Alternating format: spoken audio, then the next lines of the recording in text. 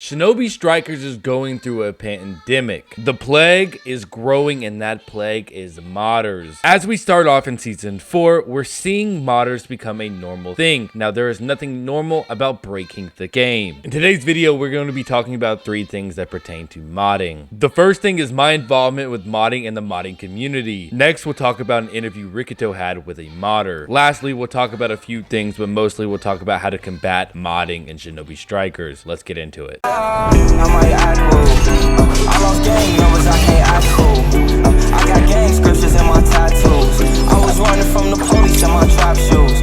Posted trying to flip 100, I come back full. Come from nothing, but I blossom to a tycoon. Betrayal scars, can't stop thinking. This video is going to be a tad bit longer than most of my videos, but this matter is so pressing and so dear to me that I wanted to take my time and try my best to put my thoughts forward. It is time for me to come clean about my involvement with modding. I want to make a few things clear now that I've said that. I do not mod, nor do I know how to, and nor do I sell mods. But with that said, I do have my hand in the modding community, not as much as people thought. I'm probably going to make a lot of content creators mad exposing this truth, but every content creator that has early access to anything in the game has access to mods. Now, what I've came here to tell you about and come clean about myself is I have had access to about 3.5 modders. I'm saying a half because technically one wasn't actually a modder. And by access, I do mean that I did promote them on my channel in some way, shape, or form. Now I'm going to discuss those 3.5, and I'm going to talk about half because that person used Save Wizard and wasn't actually a modder. Now, I'm not going to specifically say names, but you can easily find it on my channel. Now, the notorious person I ever promoted on my channel that was also a modder gave me a deal on modding and said, hey, you need to promote me, and that's what exactly I did. And later I told him, hey, I only want you to do cosmetic mods when using my name as reputation. As I am to this day still very anti-modding and online play, that gives you an unfair advantage over online players. At the time, my channel was a little bit over 1,000 subscribers, and I did not have too much influence over the Shinobi Strikers. To this day, I do not think I have too much influence over the community. But nevertheless, I found out he was using my name and reputation to give credit so he could use these ultimate mods and jutsu mods to ruin the game. With the evidence piling up against him, I decided to cut ties with him immediately and move on to the next modder, who I promoted as well. The second modder also agreed that ultimate mods and jutsu mods were a pandemic in Shinobi Strikers, but he made a fatal flaw and accidentally sent an ultimate mod packet to the wrong person, and it spread like wildfire. Once he realized his mistake, he decided, hey, since it's out there, I'm gonna go ahead and sell these mods anyways. I confronted him about this and he got defensive. Now I realized once I bought jutsu mods from himself and used it, I realized that there's no way from stopping people to use these jutsu mods in online play. It was already too late, and I promoted the wrong person, and multiple people joined his Discord, and he ended up making $400 off my promotion. The third person I have promoted hasn't done anything wrong as of yet, but I'm not promoting modders on my channel anymore. This guy's actually the one who did the interview after he was attacked by the modder, so let's take a deeper dive into it.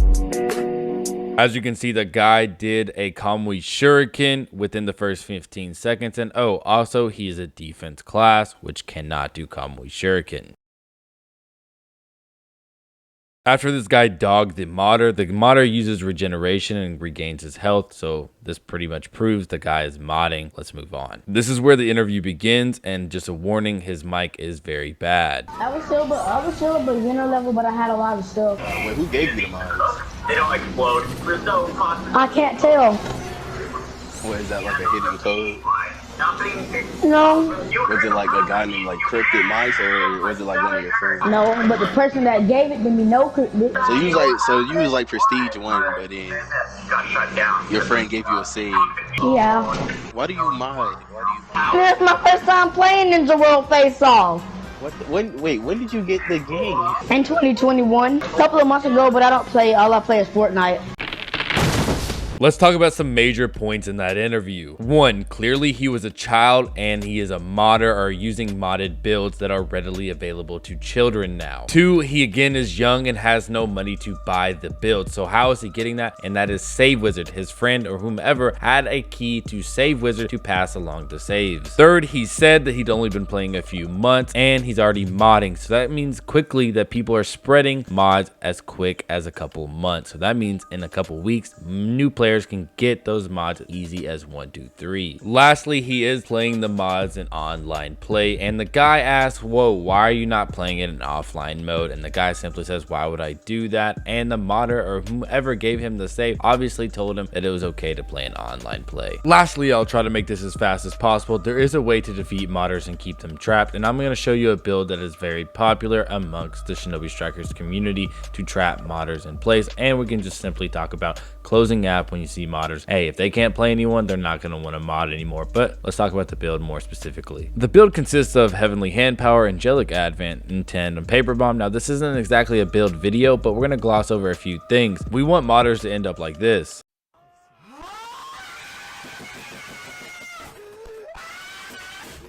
This is a range build, and you're going to need paralysis tags, and then you're going to switch them onto the paralysis tags. Now, you need to make sure you're not too far away as well. Once you do switch him onto the paralysis seal, he will be stunned, and you can throw another paralysis seal right on his feet, and he'll stunned again with a restrictive debuff. Once you run out of seals, that's what Angelic Advent is for, which allows you to get your tools back, and then you can keep him being stunned over and over again until people jump him. Tandem Paper Bomb is simply to kill the modder because, hey, we need to take them out so they don't get first place. And now I highly recommend that you do jump modders when you see them in the pit, but hey, Renegon, switch them into the tandem or just use your paralysis seals because they're there for you to kill the modder. And tandem is a pretty good ult for range, and you get it relatively quickly. Make sure you guys do look at some of the other videos on modders to kind of help you explain some things. I'll see you guys in the next one.